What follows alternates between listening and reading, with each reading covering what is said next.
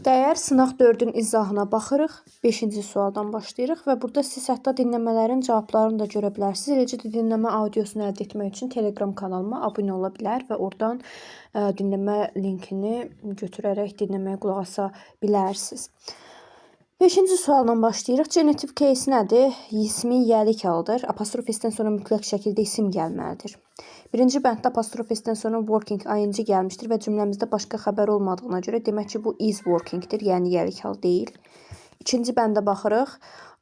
Demək burada da nədir? Perspective, leader's perspective changed after the meeting. Görüşdən sonra liderin görüşü dəyişdi, baxış bucağı dəyişdi. Bu yəlik haldır. Üçüncü bəndə baxırıq. Burada deməli it is görürük. Bu əsla yəlik hal deyildir. O zaman 3-ü çıxırıq. Dördüncü bənddə kitabxanaçı yerdə mənasında verir. Ona görə 4-ü götürdüm. Və 5-cidə də apostrof s-dən sonra mütləq isim gəlməlidir. Burada where gəlib, daha sonra sifət gəlib. Bu da yəlik hal deyildir. O zaman cavabımız 2 və 4, yəni C variantı olacaqdır. 6-cı sual artikel bölməsi ilə bağlıdır. Solar system günəş sistemi deməkdir. Sadəcə bir günəş sistemi olduğuna görə the artiklı. Largest sifətin üstünlük dərəcəsindədir. O zaman yenə the artiklı. Planet adları ilə the artiklı istifadə etmək istəyirsə, o zaman onun yanında planet sözü gəlməlidir. Lakin burada gəlməyib, ona görə boşluq. Deməli, birinci tərəf boşluq, ikisi the artiklı, cavabımız olacaq D variantı. 7-ci suala baxırıq. 7-ci sualda cümləmizin başlaması üçün bizə mübtədə və xəbər lazımdır. Yəni it apostrof s. Bu da B, C və E variantlarının ikisini tapıbdır. Və ikinci bənddə isə artıq bizim xəbərimiz olduğuna görə birinci tərəfimiz mübtədadır. O zaman nöqtələrdən sonra isim gəlibsə aslı yəlik əvəzliyi lazımdır. E variantı it obyekt əvəzliyidir. C variantı it izdir, mübtədə xəbər quruluşudur. Və B variantı nədir? It's aslı yəlik əvəzliyidir. Tamamilə doğrudur. 8-ci sualda demək nədir? Söz öndür. The librarian asked the students to pay attention to the numbered rules of the library.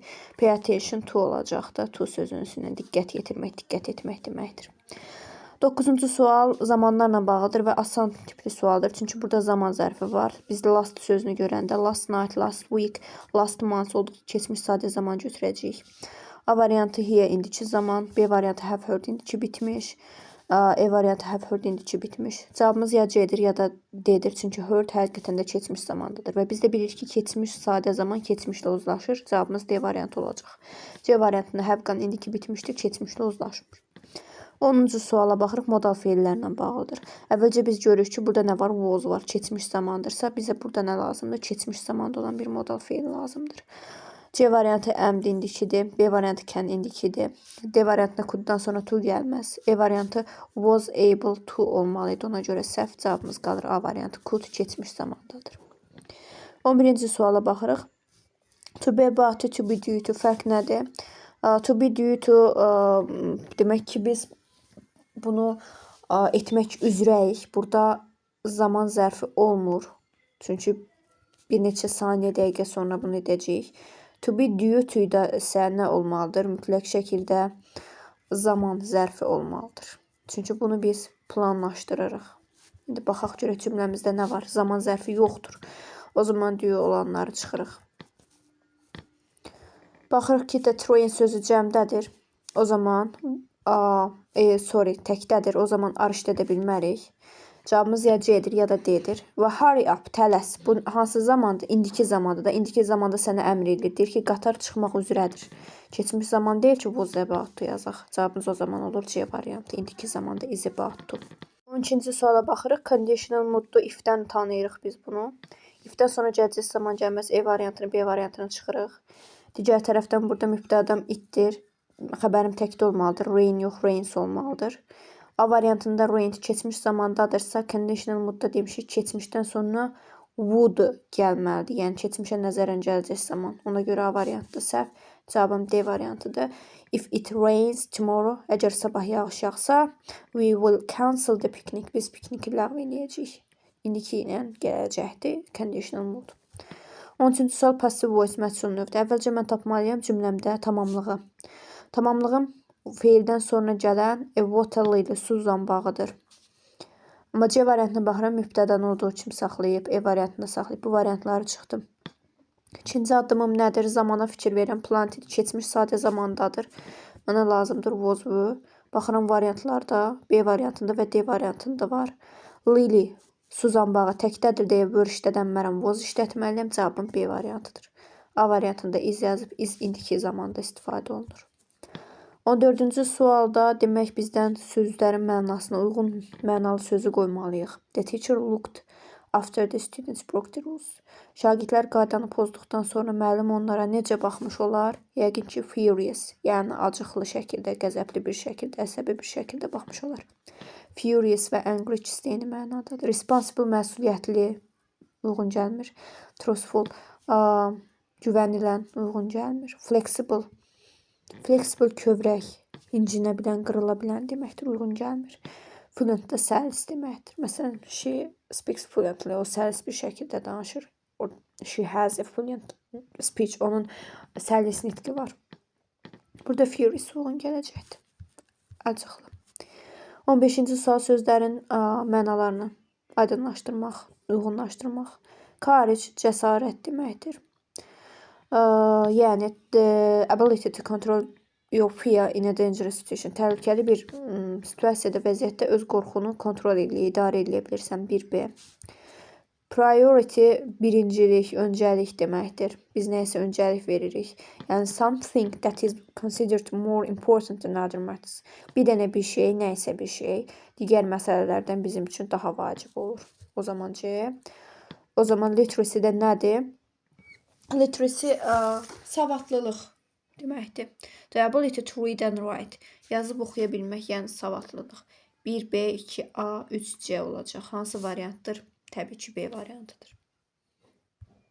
16-cı sualda bizdən antonyms, əks mənalı sözlər istəyir. A variantında acquire və gain hər ikisi əldə etmək deməkdir. Yəni, bunlar nədir? Sinonimdir, yaxın mənalı sözdür, uyğun gəlmədi. C variantında defend, müdafiə etmək, attack, hücum etmək. Hətta bu futbolda da var idi demişdim, uşaqlar. Müdafiə və attack də nədir? Hücum. Bunu türklərin, türk futbol spikerləri daha çox istifadə edir. Atağa geçdi və yaxud da defansdadır filan kəs, bu mənada. Digər variantlara baxaq. Analyze və examine. Hər ikisi analiz etmək, araşdırmaq deməkdir. Recall, remember. Hər ikisi xatırlamaq deməkdir. Hətta o gün 903 qrupuna da yazmışdım. Və D variantı resolve, həll etmək, settle-sə məskənləşmək deməkdir. Məskunlaşmaq. Sorry. 17-ci sualda swapped sözünün biz yaxın mənasını tapmalıyıq. There, he swapped his old phone for a new one. Cümlədən, məsələn, swapped sözünün mənasını başa düşmürsünüzsə, cümlədən məna tutmağa çalışın. Deyir ki, o öz köhnə telefonunu yenisi ilə neynəmiş olar? Dəyişmiş olar. Dəyişmək də nədir? Bir exchange, bir də trade. Yəni, trade həm də ticarət etmək deməkdir. Alış-veriş etmək bu mənada. Store saxlamaq uyğun gəlmir, require də tələb etmək uyğun gəlmir. Demək, swap nədir? Exchange, trade, dəyişdiriş eləmək bu mənada. 18-ci suala baxırıq. Yəni, burada short text, aydın məsələdir, qısa mətn. Gəlin, detalların altından xətt çəkərək mətnimizi oxuyaq. Our gym will be closed for maintenance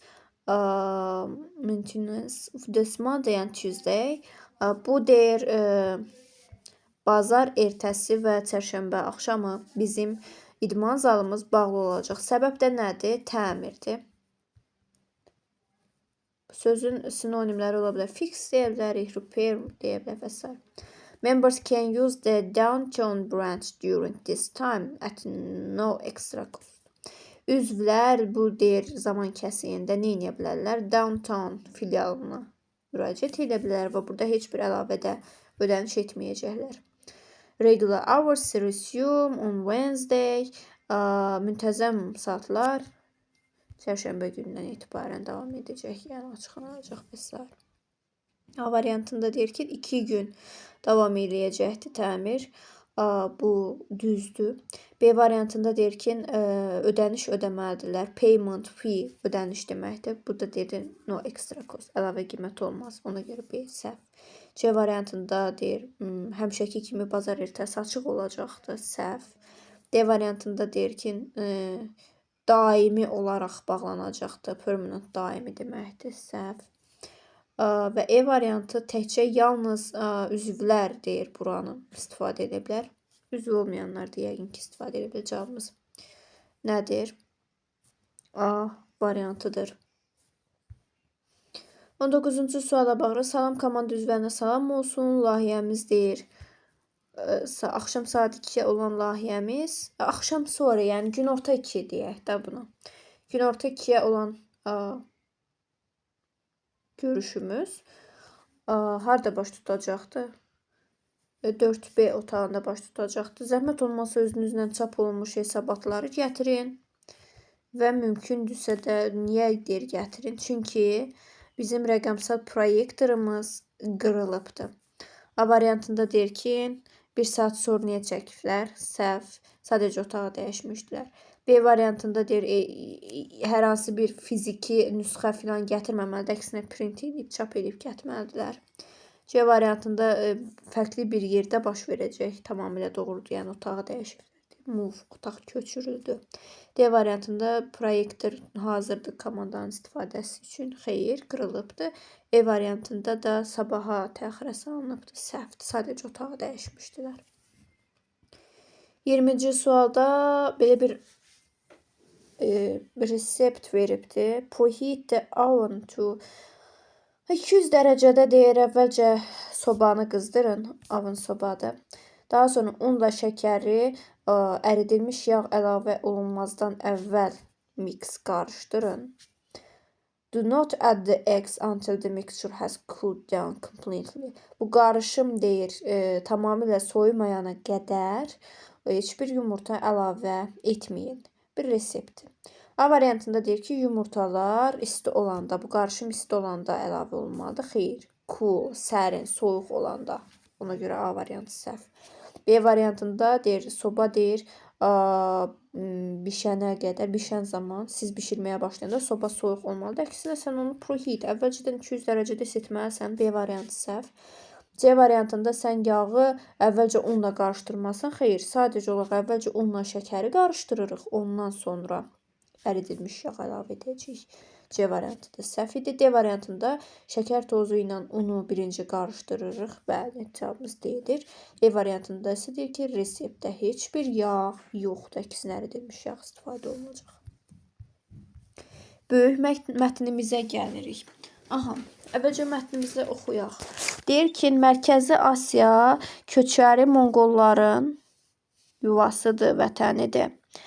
They are known for their unique way of life on the wide open grasslands. Onların deyir həyat tərzi, onlar özlərinin bənzərsiz həyat tərzləri ilə, özlərinin böyük, açıq otlaqlarda olan həyat tərzləri ilə tanınırlar. Nomad sözü, yəni köçkürmək sözü nədən gəlibdir?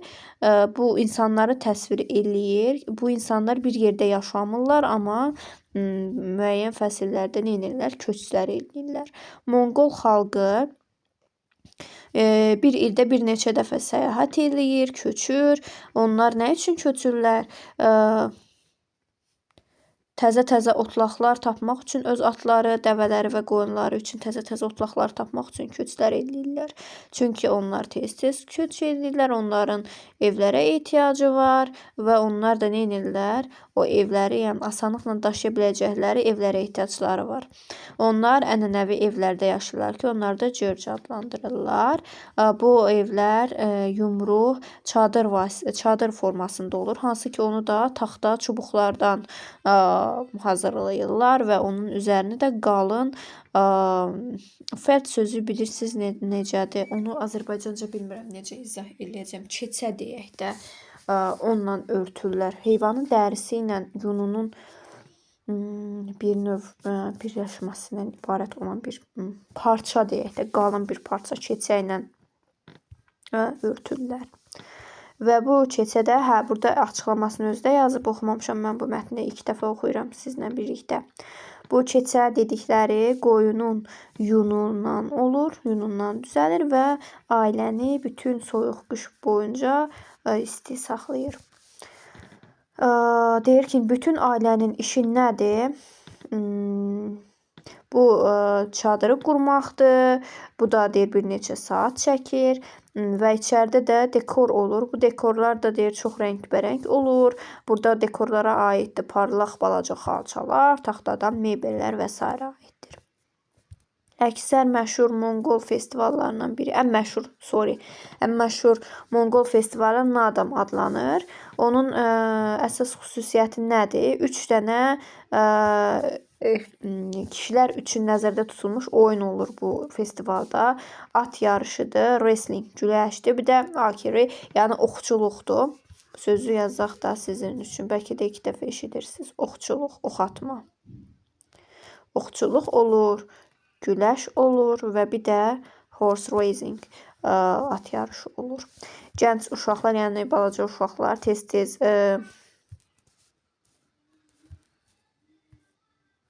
bu otlaqlarda, sahələrdə nə edirlər? Bu cavan uşaqlar, yəni cavan uşaqlar deyimi biraz leksik normanı pozur. Bunu gənclər deyək də. Gənclər deyir bu at yarışlarında, otlaqlar boyunca, düzənliklər boyunca uzun-uzun at yarışları edirlər. Burada iştirak etməklə onlar öz cəsarətlərini və güclərini göstərirlər. Bu ənənələr bu onların kimliyinin, şəxsiyyətinin əsas komponenti hissəsidir. Bütün bu adət-ənənələr Monqolların mədəniyyətini bütün dünya üçün maraqlı eləyir. A variantı, 21-ci sualda deyir ki, mətnimiz nə haqqındadır? Daşdan ev tikmək deyildi, şəhərdə at yarışı deyildi, köçəri Monqolların həyat və ənənələri, adət-ənənələri idi, yəni E variantı. Digər variantlar, B variantında deyir ki, binaların, zdaniya binalarının müasir apartman binalarının tarixi deyildi. D variantı, niyə Monqollar dağlarda yaşayır? Heç ümumiyyətlə orada dağlar sözü yoxdur ki, onlar otlaqlarda, yəni düzənliklərdə yaşayırlar, belə deyək. 22-ci sualda bizdən səhv fikri istəyir. Monqollar köçəridirlər, bir ildə bir neçə dəfə köçürlər. A variantı düz idi, çıxdım. C variantında deyir ki, heyvanları üçün təzə otlaqlar tapmaq üçün köçürlər, düzdür. E variantında deyir ki, ailənin işi bir neçə gün çəkir, deyir bu çadırı qurmaq səhvdir. Bir neçə saat idi, hətta mətndə altından da xətt çəkmişəm. Bir də çəkim sizin üçün. Sonra B variantında deyir ki, bu çadır deyir yumru olur və taxtadan hazırlanır, düz. D variantında deyir ki, oradakı dekor rəngbərəng olur, düz. What are the 3 manly games featured in the Nadam Festival? Bu Nadam Festivalında olan 3 dənə oyun hansı idi? At yarışı, güləş və oxçuluq, yəni A variantı. 24-cü sualda deyir ki, Monqol insanları çadırlarda yaşayır, çünki they need a home that is easy to move. Bəli, burada köçəndə daşımaq üçün asan bir ev olsun da. A-dır. B variantında deyir, onlar səhrada tək yaşamaq istəyir, səhv. E variantında deyir, onlar sadəcə bir yerdə yaşayır, bütün il boyu, səhv. B variantı, onlar müasir evləri xoşlamır, səhv. D variantı, onların ağaçları yoxdur, bina daşdan ev tikməyə, bu da səhv. 25-ci sualda bizdən düzgün fikirlər istəyir. Nomads move to find water and grass for their livestock. Onlar yaşamaları üçün vacib olan su və ot tapmaq üçün köçürlər. Uyğun gələ bilər. Hərçənd ki, mətnimizdə su sözü yoxdur, amma gəlin digər variantları da oxuyaq. Yalnız böyüklər at sürür, səhv. Uşaqlar da sürürdü. 3-də deyir ki, qalın keçədən olan